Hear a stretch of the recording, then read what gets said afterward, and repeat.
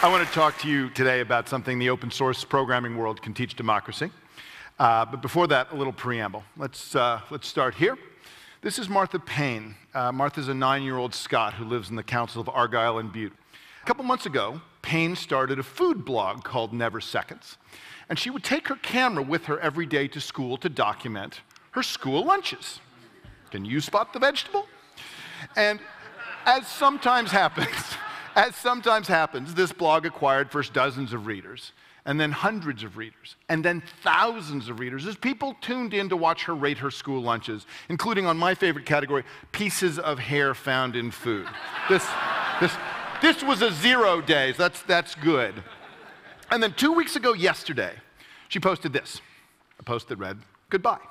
And she said, "I'm very sorry to tell you this, but my head teacher pulled me out of class today and told me I'm not allowed to take pictures in the lunchroom anymore. I really enjoyed doing this. Thank you for reading. Goodbye." You can guess what happened next, right? The outrage was so swift, so voluminous, so unanimous that the Council of Argyll and Bute reversed themselves the same day and said, we would never censor a 9-year-old, except, of course, this morning. And this brings up the question, what made them think they could get away with something like that? And the answer is all of human history prior to now. So, what happens when a medium suddenly puts a lot of new ideas into circulation? Now, this isn't just a contemporaneous question. This is something we've faced several times over the last few centuries. When the telegraph came along, it was clear that it was going to globalize the news industry. What would this lead to? Well, obviously, it would lead to world peace. The television, a medium that allowed us not just to hear, but see, literally see what was going on elsewhere in the world. What would this lead to? World peace. The telephone? You guessed it, world peace. Sorry for the spoiler alert, but no world peace, not yet. Even the printing press was assumed to be a tool that was going to enforce Catholic intellectual hegemony across Europe. Instead, what we got was Martin Luther's 95 Theses, the Protestant Reformation, and, the 30 Years' War, right? So what all of these predictions of world peace got right is that when a lot of new ideas suddenly come into circulation, it changes society. But what they got exactly wrong was what happens next. The more ideas there are in circulation, the more ideas there are for any individual to disagree with. More media always means more arguing. That's what happens when the media space expands. And yet, when we look back on the printing press in the early years, we like what happened. We are a pro-printing press society. So how do we square those two things? That it leads to more arguing, but we think it was good. And the answer, I think, can be found in things like this. This is the cover of Philosophical Transactions, the first scientific journal ever published in English in the middle of the 1600s. And it was created by a group of people who'd been calling themselves the Invisible College, a group of natural philosophers who only later would call themselves scientists. And they wanted to improve the way natural philosophers argued with each other. And they needed to do two things for this. They needed openness. They needed to create a norm which said when you do an experiment, you have to publish not just your claims, but how you did the experiment. If you don't tell us how you did it, we won't trust you. But the other thing they needed was speed. They had to quickly synchronize what other natural philosophers knew, otherwise you couldn't get the right kind of argument going. The printing press was clearly the right medium for this, but the book was the wrong tool. It was too slow. And so they invented the scientific journal as a way of synchronizing the argument across the community of natural scientists. The scientific revolution wasn't created by the printing press. It was created by scientists, but it couldn't have been created if they didn't have a printing press as a tool. So what about us? What about our generation and our media revolution, the internet? Well, predictions of world peace, check. More arguing, gold star on that one.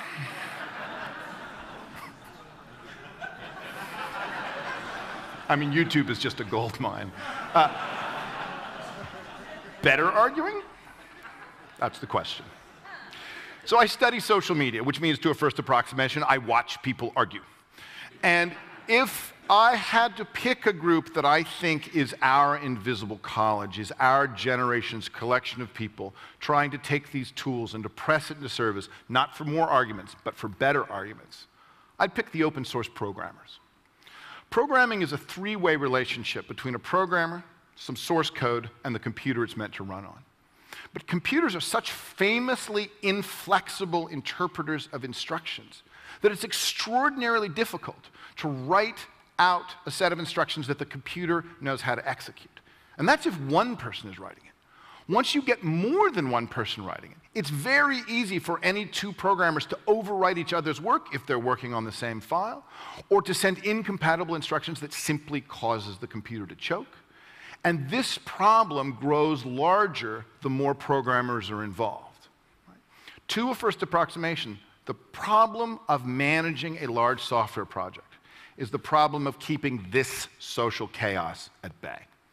Now, for decades, there has been a canonical solution to this problem, which is to use something called a version control system. And a version control system does what it says on the tin. It provides a canonical copy of the software on a server somewhere. The only programmers who can change it are people who've specifically been given permission to access it, and they're only allowed to access the subsection of it that they have permission to change. And when people draw diagrams of version control systems, the diagrams always look something like this. Right? They look like org charts. And you don't have to squint very hard to see the political ramifications of a system like this. This is feudalism. One owner, many workers. Now, that's fine for the commercial software industry. It really is Microsoft's Office. It's Adobe's Photoshop. The corporation owns the software. The programmers come and go. But there was one programmer who decided that this wasn't the way to work. This is Linus Torvalds. Torvalds is the most famous open source programmer, created Linux, obviously. And Torvalds looked at the way the open source movement had been dealing with this problem. Open source software, the core promise of the open source license, is that everybody should have access to all the source code all the time. But of course, this creates the very threat of chaos you have to forestall in order to get anything working.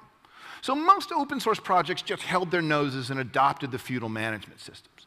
But Torvalds said, no, I'm not going to do that. His point of view on this was very clear. When you adopt a tool, you also adopt the management philosophy embedded in that tool. And he wasn't going to adopt anything that didn't work the way the Linux community worked. And to give you a sense of how enormous a decision like this was, this is a map of the internal dependencies within Linux, within the Linux operating system. Which subparts of the program rely on which other subparts to get going. This is a tremendously complicated process. This is a tremendously complicated program. And yet for years, Torvalds ran this, not with automated tools, but out of his email box. People would literally mail him changes that they'd agreed on, and he would merge them by hand.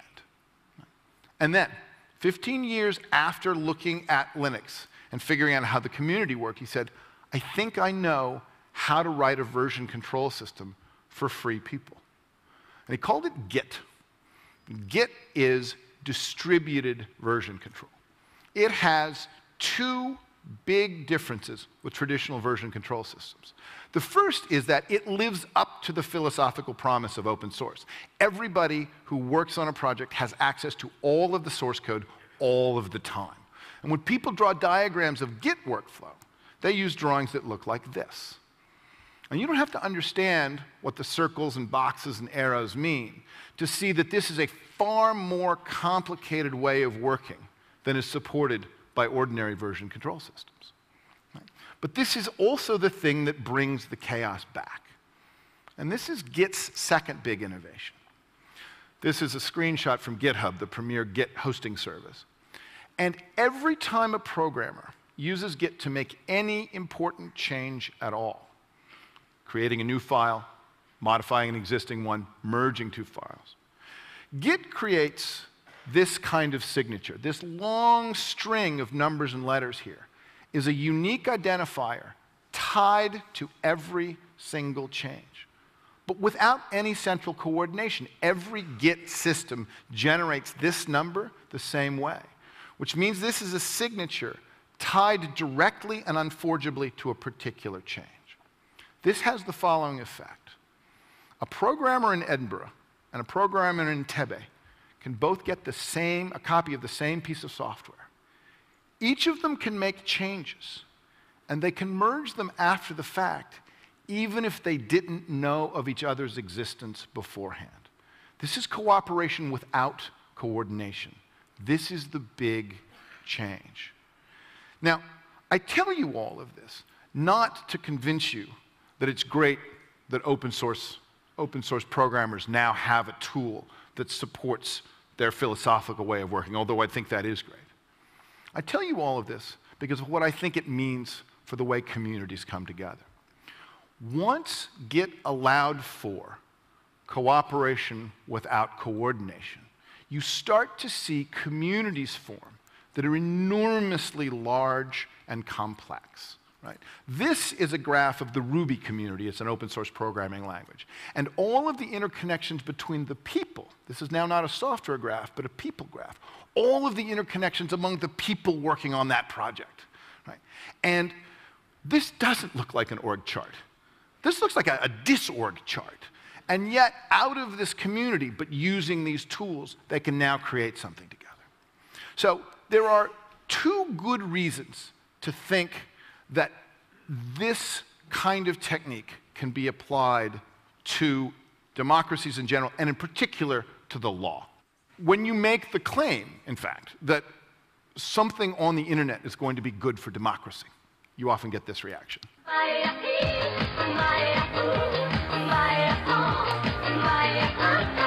Which is, are you talking about the thing with the singing cats? Like, is that the thing you think is going to be good for society? To which I have to say, here's the thing with the singing cats. That always happens. Right? And I don't just mean that always happens with the internet. I mean that always happens with media, full stop. It did not take long after the rise of the commercial printing press before someone figured out that erotic novels were a good idea. You don't have to have an economic incentive to sell books very long before someone says, hey, you know what I bet people would pay for?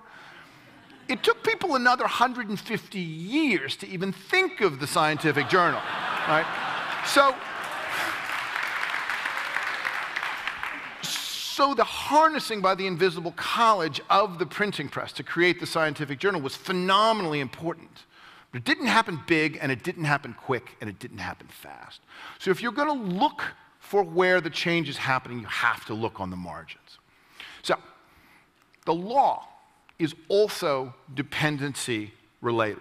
This is a graph of the US tax code and the dependencies of one law on other laws for the overall effect. So there's that as a site for source code management. But there's also the fact that the law is another place where there are many opinions in circulation, but they need to be resolved to one canonical copy. And when you go onto GitHub and you look around, there are millions and millions of projects, almost all of which are source code. But if you look around the edges, you can see people experimenting with the political ramifications of a system like that. Someone put up all the WikiLeaks cables from the State Department along with software used to interpret them, including my favorite use ever of the Cablegate cables, which is a tool for detecting naturally occurring haiku in State Department prose.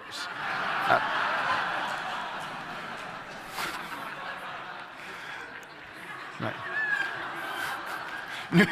The New York Senate has put up something called open legislation, also hosted on GitHub, again, for all of the reasons of updating and fluidity. You can go and pick your senator, and then you can see a list of bills they have sponsored. Someone going by DiveGeek has put up the Utah Code, the laws of the state of Utah, and they've put it up there not just to distribute the code, but with the very interesting possibility that this could be used to further the development of legislation. Somebody put up a tool during the copyright debate last year in the Senate saying, it's strange that Hollywood has more access to Canadian legislators than Canadian citizens do. Why don't we use GitHub to show them what a citizen-developed bill might look like? And it includes this very evocative screenshot. This is called a diff, this thing on the right here. This shows you, for text that many people are editing, when a change was made, who made it, and what the change is. The stuff in red is the stuff that got deleted. The stuff in the green is the stuff that got added. Programmers take this capability for granted. No democracy anywhere in the world offers this feature to its citizens for either legislation or for budgets, even though those are the things done with our consent and with our money. Right? Now, I would love to tell you that the fact that the open source programmers have worked out a collaborative method that is large-scale, distributed, cheap, and in sync with the ideals of democracy. I would love to tell you that because those tools are in place, the innovation is inevitable. But it's not. Part of the problem, of course, is just a lack of information.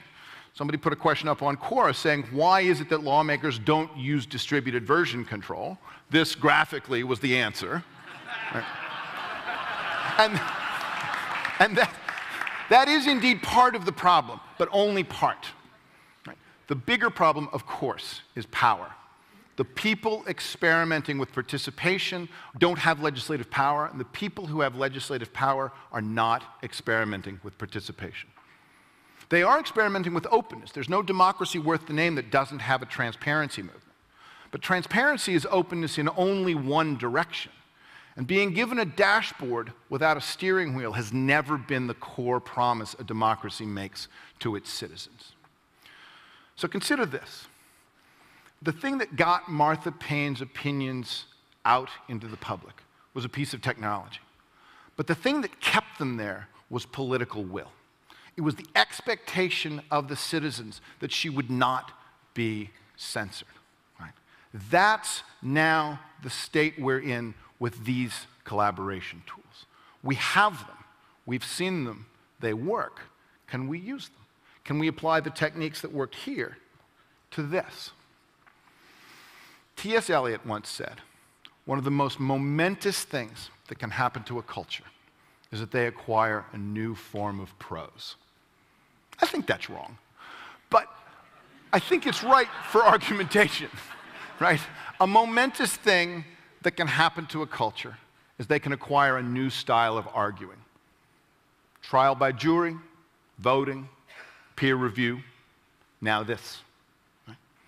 A new form of arguing has been invented in our lifetimes, in the last decade, in fact. It's large, it's distributed, it's low cost, and it's compatible with the ideals of democracy. The question for us now is, are we going to let the programmers keep it to themselves, or are we going to try and take it and press it into service for society at large? Thank you for listening.